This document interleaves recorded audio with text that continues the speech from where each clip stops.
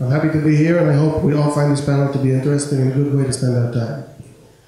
Shortly after learning the fact that I was invited to take part in this event, I realized that my mandate here today is to speak on behalf of the Israeli Jew, or if to be more precise, on behalf of the non-practicing Israeli Jew. Two main points come to my mind when I think of what makes the Jewish community in Israel unique. First of all, we're the only Jewish community in the world that's a majority. Our identity is that of a majority. We define ourselves and behave, we treat our minorities as a majority would. Jewish communities throughout the world, from the east to west and back, have been minorities for many a century. Being a Jew, assuming a Jewish identity all over the world and throughout the years, was synonymous with being a minority. How does a certain king or regime treat the Jews? Are the Jews in a certain country allowed to practice freely? Do the Jews in a specific land suffer from discrimination? Is the number of Jews in a specific part of the world decreasing dramatically, and what can be done about it? All these questions were, and at times still are, very relevant in the lives of all of the Jewish communities in the world. All but one, this one. And our embracing this identity of a majority has most probably contributed to our measure of arrogance, and we tend to address the questions that trouble various Jewish communities with a slight carelessness. What's the big deal? We think to ourselves, or even say out loud. Why don't they just liquidize their assets and come to Israel? We frequently ask, somehow failing to comprehend that there are Jews out there that actually opt not to live in the land of shawarma and honey. In a sense, the Israeli Jew has grown an identity that is opposite to that of the diaspora Jew. The diaspora Jew, for various reasons, keeps an eye open to see what's up with the ones in charge. The Israeli Jew perceives himself as being the one in charge. This is a tremendous difference and an enormous perceptual gap to fill in the psyche of an emerging community. And in my mind, we have not yet grasped all the implications of our newborn identity. The irony of the whole thing, however, is that the way I see it, we are a minority. True, we're a majority within the borders of Israel, but while trying to understand our exact role in the region, it's best we open our eyes to the fact that within our now natural habitat, we are very much a minority. In our attempts to find peace in our area, we best realize that the percentage of Jews living inside what is widely referred to as the Arab world is very similar to the percentage of Jews living in North America, approximately 2% only. It is my belief that if we wish to survive here, we must understand that we are part of this region. We have to make it our collective business, for example, to be fluent in the Arabic language.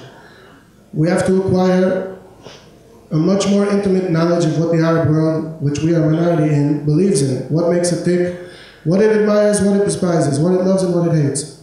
This type of knowledge should not be owned by Israel's intelligence services alone. If we wish to exist as an actual part of this region, every member of the Jewish state needs to know a lot more about things like Islam and the recent developments in the Arab world, which we too are a part of. True, as a minority, the Jews in various parts of the world have suffered terrible tragedy and loss, suffered genocide. Clearly, our prime concern is to never have anything resembling those horrific times return.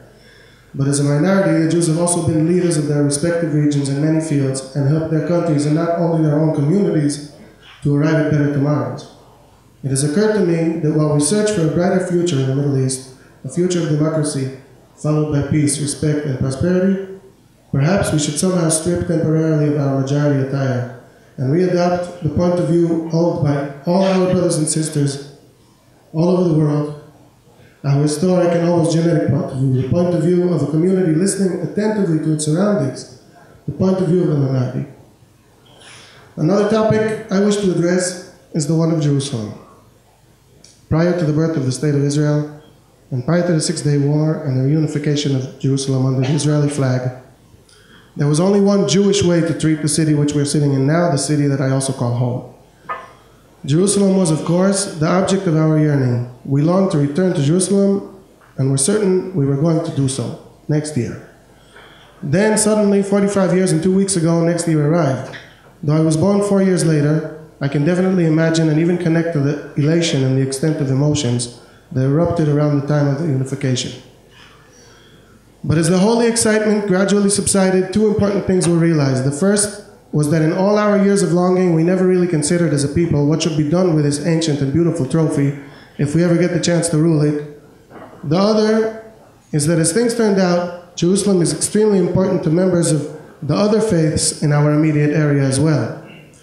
A minor detail that somehow never made it into our Jewish prayer books. So how does anyone turn an object of ancient and multiple religious yearning into a real city, into a real place where real people live and enjoy feelings of freedom and content? History laid the challenge of finding an answer to this difficult question in the semi-capable hands of the Israeli Jews. And indeed, the relationship between the majority of Israeli Jews, and especially the non-practicing Israeli Jews, with Jerusalem has shifted greatly over the years, and continues to do so. I won't bother with narrating my perceptions of the past changes in attitudes, but I will say that at present, it seems to me that the non-practicing Israeli Jews are feeling a lot better about Jerusalem than they have for quite some time. But the main thing to be considered is, of course, the future. And in my opinion, Jerusalem has a crucial role in the future of the entire area. Jerusalem is the only city in the region where all the key players in our daily drama brush shoulders on an everyday basis. It's the only place where no one sector has a clear majority, and it's the only place that everyone says they really care about. Therefore, if tensions are high in Jerusalem, if things get violent and bloody and murderous and insane, then the rest of the country, and perhaps the region, is destined to tragedy as well. But if, on the other hand, soon we're going to get to the other hand.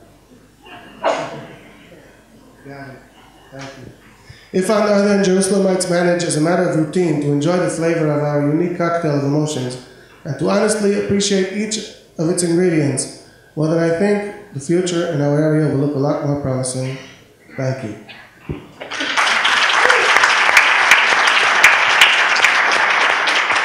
Thanks, Sha'anan.